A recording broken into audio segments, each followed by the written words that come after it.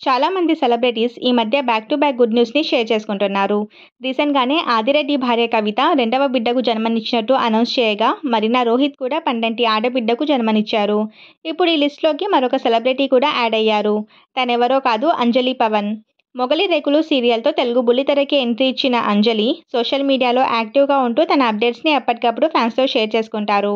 రీసెంట్‌గానే ఒక డిజైనర్ స్టూడియోని కూడా స్టార్ట్ చేశారు.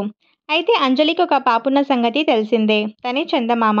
చందమామ కూడా మంచి ఫ్యాన్ ఫాలోయింగ్ ఉంది. తన క్యూట్‌నెస్‌తో అందరినీ ఆకట్టుకుంటుంది. రీసెంట్‌గానే అంజలి సీమంతం కూడా చాలా గ్రాండ్‌గా జరిగింది.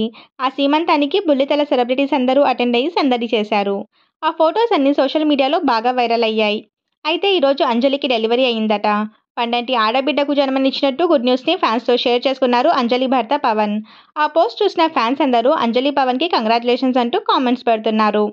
మరిన్ని లేటెస్ట్ అప్డేట్స్ కోసం మన ఛానల్‌ని సబ్స్క్రైబ్ చేసుకోండి.